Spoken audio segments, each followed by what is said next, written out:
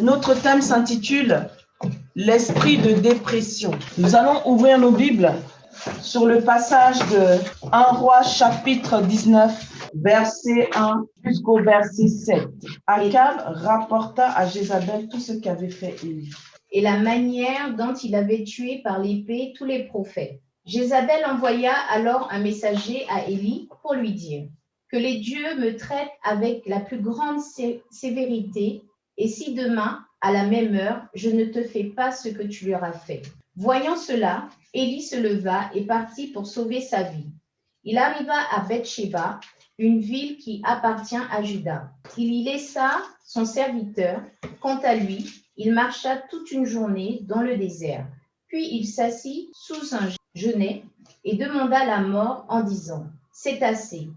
Maintenant, Éternel, prends-moi la vie, car je ne suis pas meilleur que mes ancêtres. » Il se coucha et s'endormit sous un genêt. Et voici qu'un ange le toucha et lui dit « Lève-toi et mange. » Élie regarda et il vit à son chevet un gâteau cuit sur des pierres chauffées, ainsi qu'une cruche d'eau. Il mangea et but, puis se recoucha. Amen. Akab rapporta à Jézabel tout ce qu'avait fait Élie et comment il avait tué par l'épée tous les prophètes. Dans les épisodes avant, on a vu comment Élie a confronté sur le mont Carmel les prophètes de Baal et d'Astarté. Ils étaient 850 contre lui seul. Pourquoi Élie l'a fait? Parce que le peuple était égaré. Le peuple était perdu. Le peuple a laissé des dieux envahir leur cœur, des dieux étrangers que Jézabel, la reine Jézabel, épouse d'Akab, a fait mettre en Samarie, en Israël. Donc le peuple s'était détourné de Dieu par rapport aux promesses, par rapport à l'alliance qu'ils avaient avec leur Dieu pour adorer d'autres dieux. Et des dieux spécifiquement emmenés par la reine Jézabel. Si on revient dans le contexte, la reine Jézabel est la fille du roi de Tyr qui s'appelle Ethbaal. Et quand on remonte dans sa généalogie, elle est descendante de Nemrod, qui avait construit la tour de Babel. Et si on remonte encore dans la généalogie de Nemrod, il est l'un des petits-fils de Canaan qui avait été maudit par Noé. Donc, cette histoire de malédiction par rapport à Jézabel l'a suivi jusque-là. Et dans l'histoire de la famille de Jézabel, son père, qui était prêtre de la déesse Astarté. Donc, son père était un adorateur d'Astarté. Et Jézabel a vécu dans cette ambiance politiquement sale de sorcellerie et d'une religion occulte. Et son père ne s'est pas arrêté d'être un prêtre seulement, il s'est aussi emparé du pouvoir, il a pris la place du roi de Tyr. Il est devenu roi à sa place en l'assassinant. Donc politiquement, elle a baigné dans un contexte de meurtre, de violence, d'occultisme par rapport aux pratiques de son père. Donc elle a grandi dans ce contexte-là. Et Eth-Baal veut dire avec Dieu. Donc son père avait déjà un nom qui démontrait sa nature par rapport aux pratiques qu'il faisait et la mission qu'il avait. Si on remonte dans notre contexte d'aujourd'hui, Eth-Baal, c'est un grand sorcier. C'est un occulte qui adore Satan et son nom montre sa mission. Donc ça, c'est dans notre génération d'aujourd'hui, si on traduit ça de manière très simple. Donc Jézabel, avec cette alliance avec Akab que Satan a pu mettre en place, parce que Akab était trop faible quand il a épousé cette femme-là, Satan avait pour mission de détruire tout ce que le Seigneur avait bâti dans la vie de son peuple. Toute l'alliance qu'il avait, il fallait détruire cela. Donc c'est comme si elle était, si on parle dans le jargon d'aujourd'hui, en mission contre Dieu, contre les élus de Dieu, contre les enfants de Dieu, de les détourner par sa séduction, de ramener la sorcellerie, de les souiller, de ramener Babylone à l'intérieur du peuple d'Israël. Donc ce n'est pas simplement une reine qui se marie avec un roi, mais il y a tout un contexte occulte, religieux, politique, qui est là-dedans et qui vise à souiller, depuis le trône jusqu'au peuple, tout ce que Dieu a instauré. Parce que Dieu avait choisi Israël pour pouvoir le représenter sur toute la terre. Et voilà qu'une femme vient souiller la postérité que le Seigneur était en train de pouvoir engendrer pour que tout le monde entier soit sauvé. Et en effet, elle a réussi à engendrer des fils et des filles, dont on connaît le nom, notamment Athalie, qui est devenue aussi par alliance reine avec un des rois de Juda et qui a fait beaucoup de dégâts aussi, comme sa mère. Donc ça, c'est en remontant dans le contexte. Maintenant, qu'est-ce qui fait en sorte que Élie démontre que Dieu est Dieu au peuple sur le mont Carmel?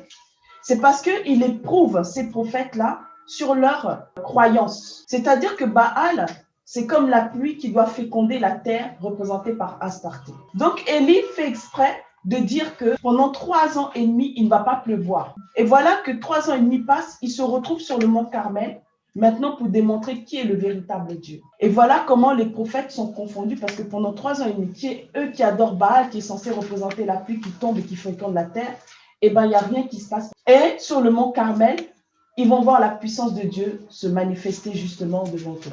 Donc voilà un peu le contexte. Élie vraiment a agi avec puissance. Le peuple est revenu. Tout le monde a cru que Dieu est vraiment Dieu. On a égorgé les 850 prophètes, etc. Donc tout le monde est dans la liesse, c'est super. Voilà que Jézabel qui entend ça. Donc Jézabel, ça veut dire sans cohabitation. Donc, rien qu'avec son nom, on comprend déjà sa mission. Voilà qu'elle menace Élie en lui disant que les dieux me traitent dans toute leur rigueur si demain, à 7 heures, je ne fais de ta vie ce que tu as fait de la vie de chacun d'eux. Donc, Jézabel, elle est très courageuse dans son domaine parce qu'elle est en train de vouloir encore prouver que son Dieu est toujours le vrai Dieu. Elle n'a pas peur de ce qui s'est passé sur le mont Carmel. Elle ne craint rien, elle n'a peur de rien et quitte à l'affronter, elle va l'affronter. Donc, elle est très audacieuse. Là, cette fois-ci, Élie, qu'est-ce qui se passe? Il prend peur. C'est là où rentre en compte notre thème qui s'appelle l'esprit de dépression. Je ne vais pas énumérer dans les détails tout ce que l'esprit de dépression emmène dans la vie de la personne. La définition simple par rapport à ça, lorsque quelqu'un est affecté par cet esprit, c'est d'avoir un profond désespoir dans son cœur, une profonde tristesse en elle. Donc, Élie, en entendant ces paroles, prend peur. Lui qui était courageux avant, il prend peur face à cette audace, face à ce courage que cet esprit, cette femme, de vouloir faire devant lui. Et quand il prend peur, voilà qu'il s'enfuit. Après, je vais expliquer le pourquoi je parle de ça. Pour l'instant, on est juste dans le contexte. Et quand il s'enfuit pour sauver sa vie, il arrive à Beersheba. Beersheba, ça veut dire puits du sermon. Et là, il laisse son serviteur, qu'il était en train de former justement pour pouvoir aussi être un prophète comme lui. Donc, il le laisse au puits du serment. Il faut bien comprendre que le mot serment, sa définition, c'est une promesse, c'est une affirmation particulièrement ferme qu'on a avec quelqu'un. Et là, le fait de l'abandonner à Beersheba, il est en train de montrer à ce serviteur que je ne vais pas tenir ma promesse dans le fait de pouvoir te former. Et devant Dieu, il est en train de montrer que je ne peux pas tenir ma promesse d'aller jusqu'au bout de la mission que tu m'as confiée. Et lorsqu'il arrive sous un genêt et qu'il demande la mort à Dieu, le genêt, c'est une plante qui pousse généralement dans le désert. C'est une plante que les chameaux mangent. C'est normalement immangeable pour un être humain. Mais pour les personnes qui ont faim, qui subissent la famine, qui sont très pauvres et qui n'ont pas à manger, des fois, ils vont prendre cette plante-là pour manger ça. La symbolique de cette plante-là symbolise le désert, l'amertume, le découragement. Donc, le fait qu'Élie vienne s'asseoir là, il est en train de manifester tous ces états-là. Et pour appuyer l'état dans lequel il se trouve, il va se coucher pour dormir, comme si en se disant qu'en dormant, peut-être que je vais peut-être mourir, ce sera fini pour moi, je vais quitter cette terre. En gros, je ne vais pas permettre à Jézabel d'enlever ma vie, je préfère l'enlever moi-même. C'est comme une espèce de forme de suicide. Je m'en vais dans le désert, je me mets sous un genêt, je n'ai pas à manger, j'ai personne, et je m'assois, je m'endors jusqu'à ce que je meure. Donc la dépression, l'esprit de dépression peut conduire aussi au suicide, peut conduire à la mort, tant sur le plan physique que sur le plan spirituel. Maintenant, ce matin, pourquoi le Seigneur en parle? Le Seigneur parle de ça parce qu'aujourd'hui, beaucoup d'enfants de Dieu manifestent la foi de conquérir certaines choses. La foi de voir certains obstacles qui se dressaient devant nous partir.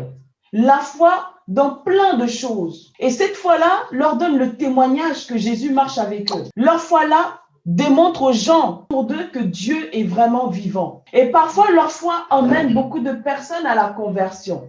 Parfois, leur foi permet aux personnes qui étaient faibles dans la foi, qui n'arrivaient pas à s'accrocher, de pouvoir s'accrocher et de rester fermes. Mais lorsque survient une intimidation de la part de l'ennemi, qui commence à menacer en disant « je vais te tuer », ce mot-là sonne mal dans l'oreille des gens. Le mot « je vais te tuer », c'est comme si ça annulait la foi de la personne directement.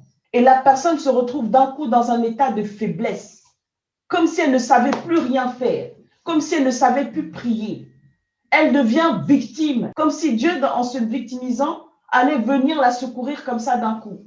Elle se met dans un état de faiblesse elle-même et ne se rend même pas compte qu'elle se met en danger. C'est bien de marcher par la foi. C'est bien de démontrer que Dieu est bon. Mais c'est encore meilleur quand notre mentalité est forte. Lorsqu'on ne se laisse pas intimider. L'ennemi va toujours nous intimider. Il va toujours nous faire croire que c'est lui qui est fort, même quand on l'a vaincu dans différents domaines de notre vie, que celui qui est ci, que celui qui est ça. Mais l'attitude que nous avons démontre la faiblesse qu'on peut manifester, soit consciemment ou pas. Parfois, dans certaines situations, Dieu va te dire fonce. Et toi, tu vas te dire, ah, je vais m'asseoir, je vais attendre que Dieu fasse, je vais prier, ça va suffire. Dieu va te dire, mais vas-y, je suis avec toi. Vaillant héros devant l'Éternel. Va avec la force que tu as. Et toi, tu vas te dire, ah, mais je sais que je ressens ça, que j'ai la force d'y aller, mais c'est mieux que je prie, je jeûne. Dieu te donne une direction, toi, tu en appliques une autre. Et quand il n'y a rien qui se passe, tu ne comprends pas pourquoi ça s'est passé et toi-même, tu sais dans ton fort intérieur que lorsque Dieu t'a parlé, que Dieu t'a donné des directions, tu n'as pas écouté, tu n'as pas obéi. Tu es resté dans cette illusion en te disant que je vais jeûner, je vais prier, ça va suffire, c'est pareil que la voix que j'ai entendue ou ce que je ressens, même si je ne suis pas partie. On est parfois animé d'un sentiment de lâcheté. Et la parole de Dieu nous dit que les lâches n'hériteront pas le royaume des cieux. Il ne faut pas se leurrer. Les lâches sont mis au même titre que les personnes qui sont meurtrières. Les lâches sont mis au même titre que les sorciers. Et tous, ils vont aller en enfer. C'est à nous de savoir ce qu'on veut avec Dieu.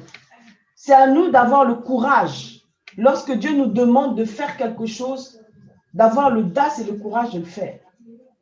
David a eu le courage et l'audace parce qu'il avait confiance. Et si cette confiance n'est pas développée en nous, ça ne sert à rien de dire qu'on est fort, qu'on a la foi, de faire des prières puissantes, des prières je ne sais pas comment, pour montrer que vraiment on est des êtres puissants. C'est à l'intérieur de nous, on est faible. C'est à l'intérieur de nous, on ne laisse pas le Seigneur nous conduire comme il veut.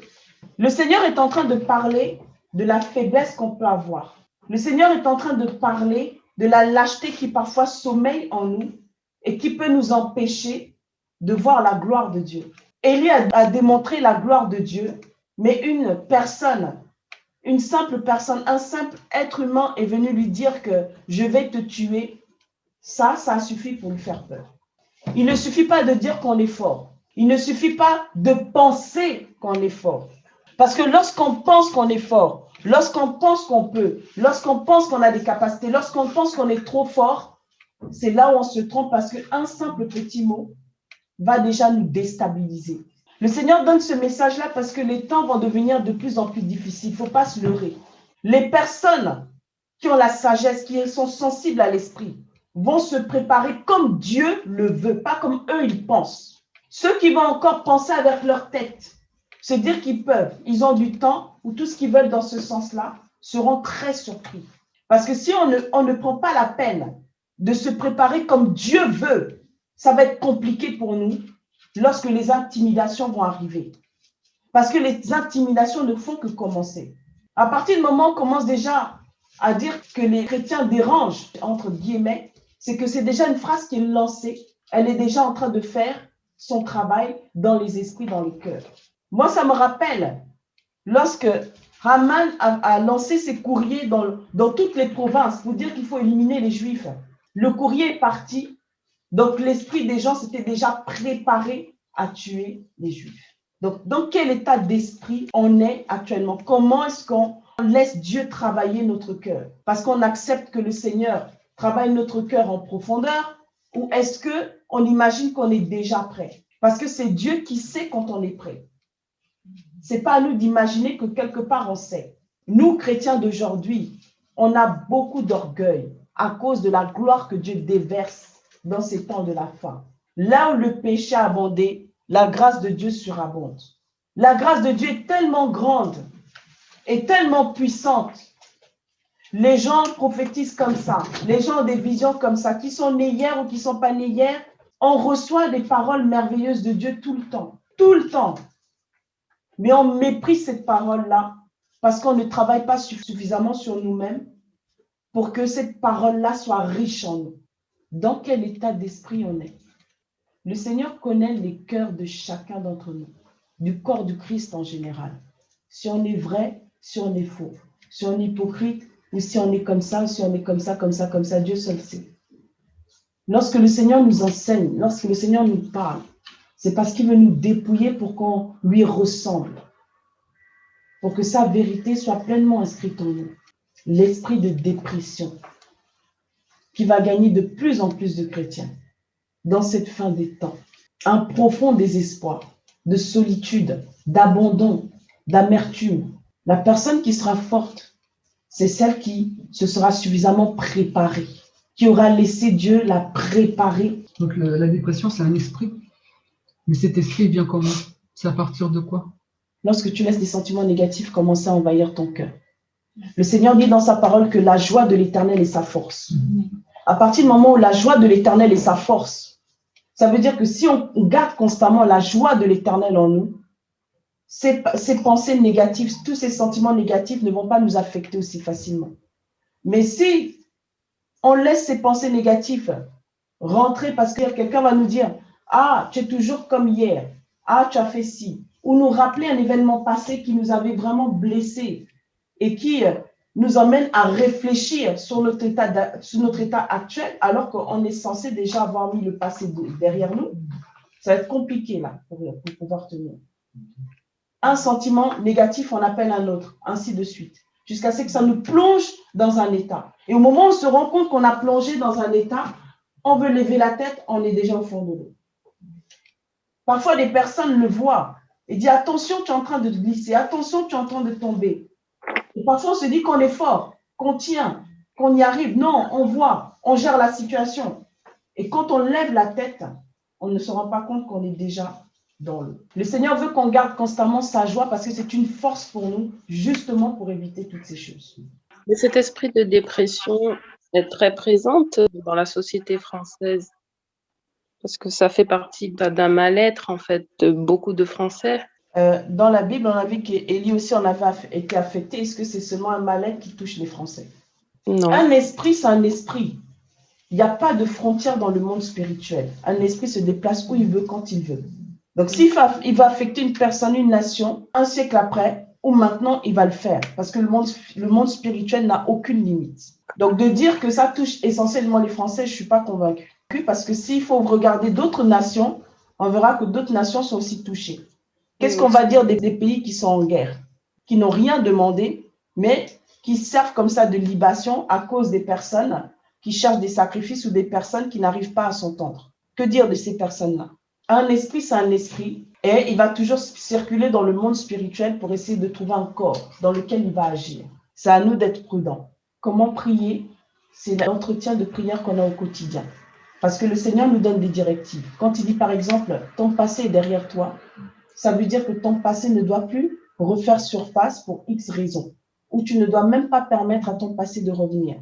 Comment? En y parlant, en y pensant, ou quelqu'un qui vient nous rappeler un événement passé qui était douloureux pour nous, etc. Toutes ces choses-là sont à bannir. Parce que si notre cœur n'est pas guéri et qu'on se retrouve à repenser des choses qui nous ont fait mal dans le passé, notre cœur ne va pas supporter. Maintenant, si notre cœur est guéri, oui, il n'y a pas de souci pour ça. Mais jour après jour, le Saint-Esprit nous accompagne pour qu'on puisse toujours grandir dans la présence de Dieu, justement pour éviter toutes ces portes-là de s'ouvrir. Nous-mêmes pouvons aussi ouvrir des portes à cause de notre caractère. Le Seigneur veut changer. S'il y a des résistances, parce que le Saint-Esprit est en train de vouloir changer des choses qui persistent, qui perdurent, on ouvre aussi les portes. Mais le Saint-Esprit, à chaque fois, veut que ces portes restent fermées en nous conduisant sur le chemin sans se retourner en arrière. Donc, notre vie de prière est censée nous préserver justement de tous ces esprits, de toutes ces portes qu'on peut ouvrir pour les faire rentrer. Comment faire quand on a, par exemple, quelqu'un qui a cet esprit de dépression? Donc, ça dépend déjà de la maturité de cette personne et si elle croit en Dieu ou pas. Si tu es face à quelqu'un qui ne croit pas en Dieu, il faut montrer que Dieu est la solution qui peut l'aider à sortir de cette situation. On ne peut pas faire semblant. On ne peut pas se permettre d'aller dans le sens de la personne pour essayer de compatir à cette situation parce qu'en allant dans son sens, mais c'est en lui montrant que Dieu est capable de l'aider et à sortir de là et par les prières. Si la personne, elle accepte vraiment de se faire aider par Dieu, cet esprit peut quitter sa vie définitivement. Mais si on est simplement en train de donner des conseils, parce que la personne va comprendre cela, moralement, ça va aller, ça sera bien, ce sera positif. Le problème, c'est que ces esprits-là pourront toujours revenir parce que c'est Jésus qui ferme ses portes. Et personne d'autre. C'est pour ça qu'il y a des personnes qui vont parfois voir des psychologues toute leur vie.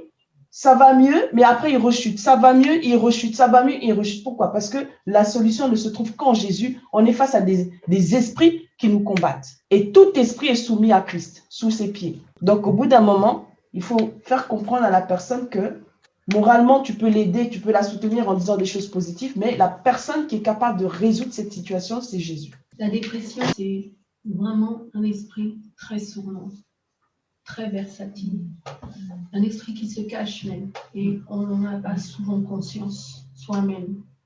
On se dit, jour 1, je suis fatiguée, jour 2, non mais j'ai pas envie de prier, jour 3, j'ai pas envie de lire la Bible, jour 4, non mais quand je pense au passé, c'est trop douloureux, jour 5, non mais je suis trop seule, je suis dans la solitude. Et les jours arrivent comme ça, et de plus en plus, on commence à penser au passé. On commence à penser à la nature dans laquelle on était avant, et on peut se dire qu'on est incapable. Incapable de pouvoir faire ce que le Seigneur nous a demandé. Incapable tout simplement de le servir parce que au fil des jours, en fait, on va oublier notre identité.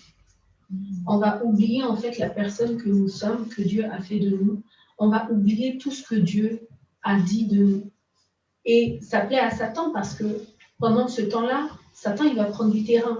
Il va prendre du terrain dans notre pensée. Il va prendre du terrain dans notre cœur, dans notre âme. Et ça va créer des sentiments et des émotions, en fait, qui sont contraires, en fait, à la volonté de Dieu. Et on ne va pas se rendre compte. Pourquoi on ne se rend pas compte? Parce qu'on a l'impression que ce n'est pas grave. Or, là, on parle d'une semence. On parle d'une petite graine qui va être plantée en nous et qui va grandir pour porter du fruit. Mais nous, en fait, le fruit que l'on doit porter, c'est le fruit de Dieu, c'est la volonté de Dieu.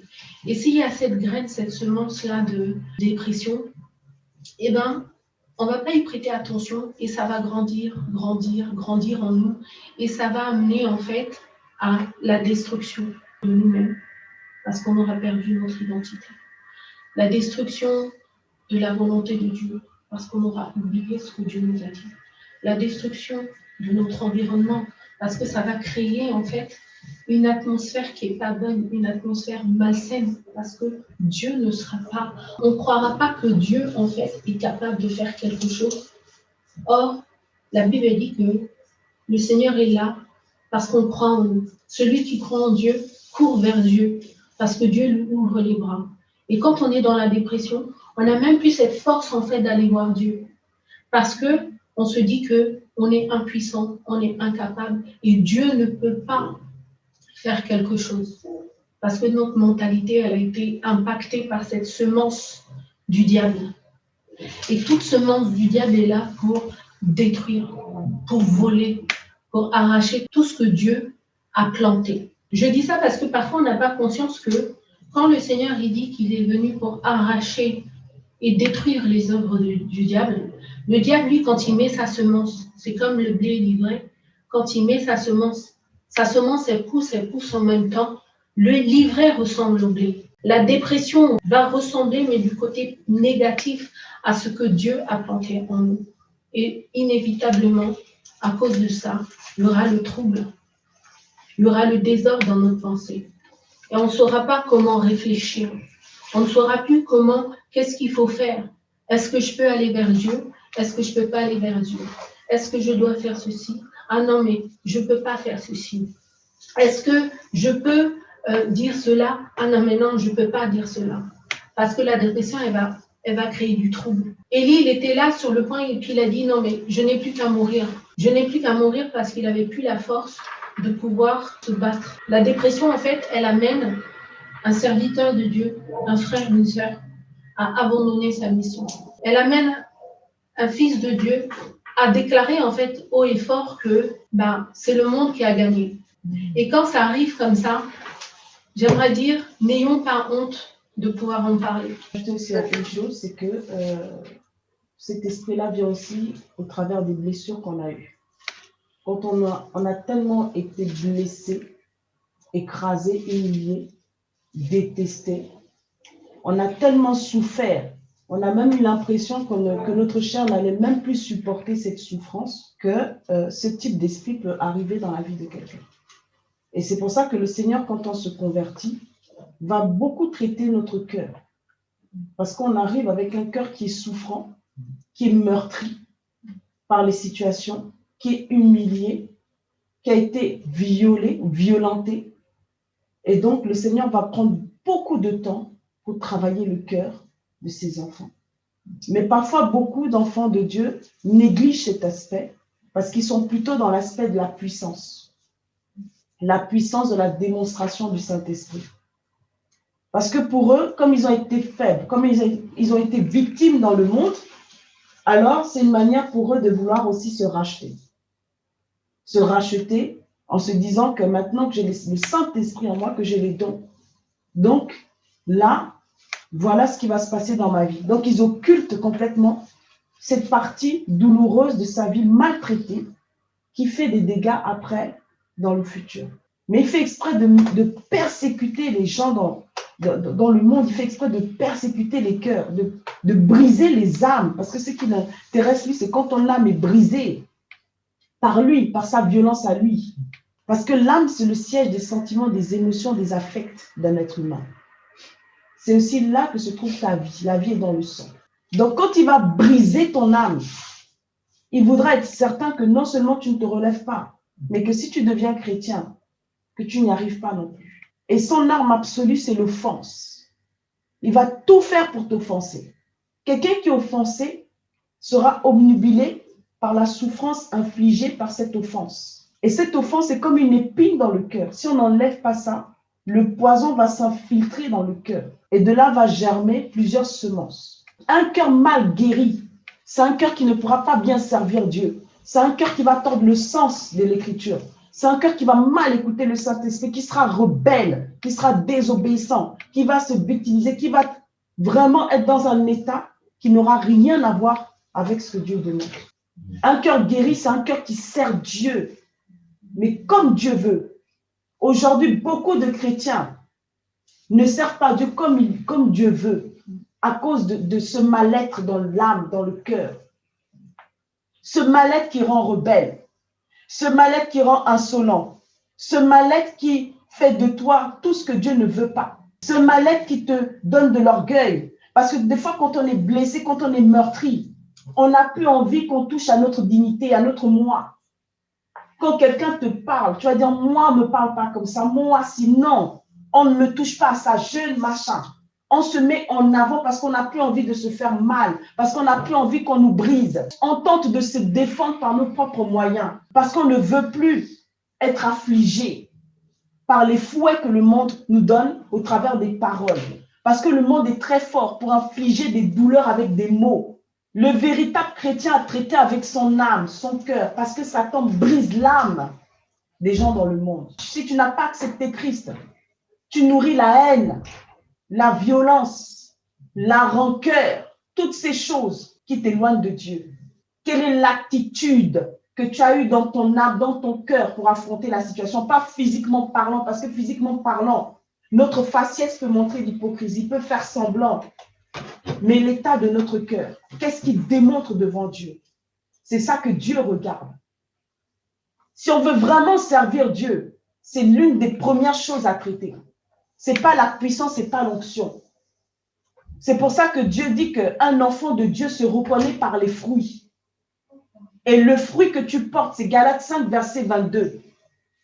Et si ce fruit-là n'est pas né en toi, ça va être compliqué d'être un serviteur. Tu pourras servir pour un temps avec la sagesse, l'intelligence, la puissance, mais au bout d'un moment, tu tombes. Pourquoi? Parce que tu n'as pas traité la chose la plus importante, ton cœur. Dieu frappe à la porte. Apocalypse 3, verset 20. Tu ouvres ton cœur, il rentre, il soupe avec toi, toi tu soupes avec lui, c'est l'intimité. C'est dans votre intimité que Dieu guérit ton cœur. C'est que Dieu te console, qu'il envoie l'esprit de consolation, le consolateur, le Saint-Esprit. Que Dieu manifeste de l'amour. C'est dans votre intimité que Dieu te donne la force. Parce que c'est ça qui va t'équilibrer dans ta relation avec lui, dans ta vie chrétienne et dans ton environnement. Là, tu pourras aimer Dieu plus que tout et aimer ton prochain comme toi-même. Parce que tant que ce n'est pas traité, tu n'es pas un vrai chrétien, tu peux toujours basculer de l'autre côté. Dieu a besoin de traiter avec nos blessures pour que nous puissions refléter Christ en nous. C'est pour ça que le monde est choqué par l'attitude des chrétiens. Le monde est choqué par tout ce qu'on fait. On est même pire que les gens dans le monde. Là où ils vont manifester la bienséance, malgré les légions de démons qui les habitent, nous qui avons l'Esprit de Dieu, on fait pire. C'est pour ça que le monde ne veut pas entendre parler de Christ. Parce qu'il y a des choses qu'on ne traite pas en nous, qui permettraient au Saint-Esprit de manifester Christ. C'est Dieu qui dit quand on est guéri.